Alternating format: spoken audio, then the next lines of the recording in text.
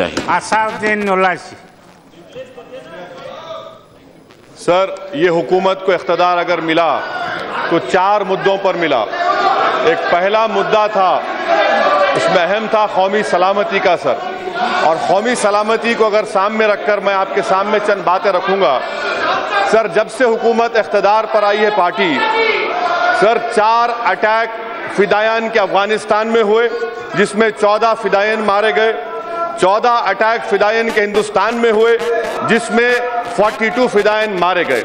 मैं साथ ही साथ आपको ये बताना चाहूंगा कि जनवरी 3, 2006 को मज़ार शरीफ में जब दहशतगर्द मारे गए तो मरने से पहले खून में अंग्रेजी में उन्होंने अफजल गुरु का नाम लिखा। यही हालात कठुआ और संभा में हुए।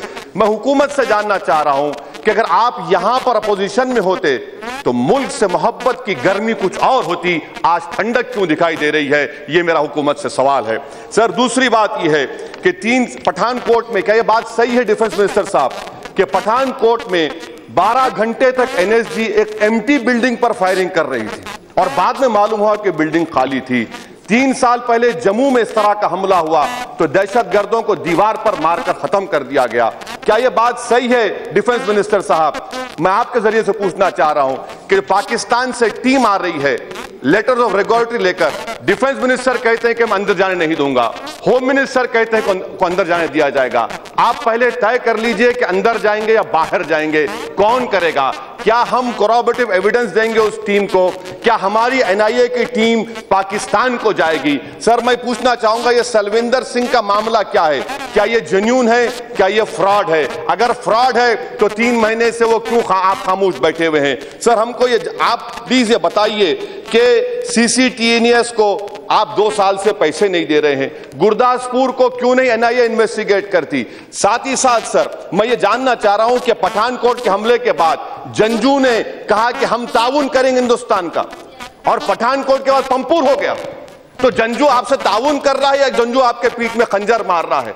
पाकिस्तान में हुकूमत के इख्तियार कौन से शरीफ के पास है, और क्या वो शराफत से हमसे पेश आ रहे हैं? 2 शरीफ है वहां पर। शराफत आपको नजर आ रही है, मुझे शराफत नजर नहीं आ रही है।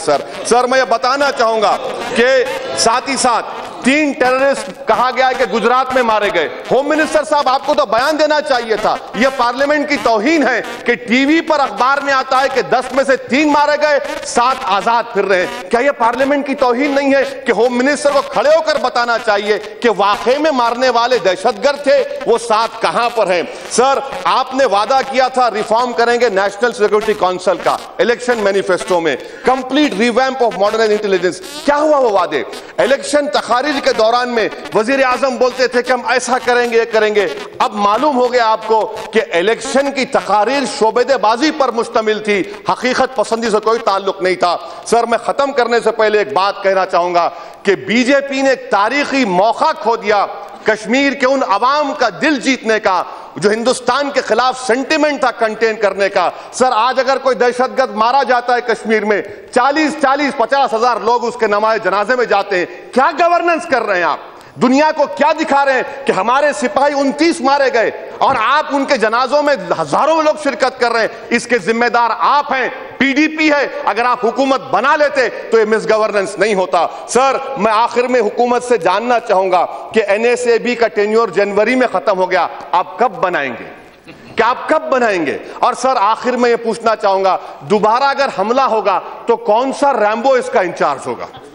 कौन सा रैम्बो इसका इंचार्ज होगा? आपकी तो रैम्बो की हुकूमत है, आप तो हर चीज करेंगे। यहां पर खड़े बैठकर कहा था एक सर का जवाब 10 सर से। अरे, आप हाफिज सईद को भूल गए, लखवी को भूल गए, मसूद अजहर की बात कर रहे हैं। बताइए, हाफिज सईद, लखवी आपके रेडार पर है या नहीं? इन चंद बातों से मैं बात खत्म करता हूं। सर, जय हिंद।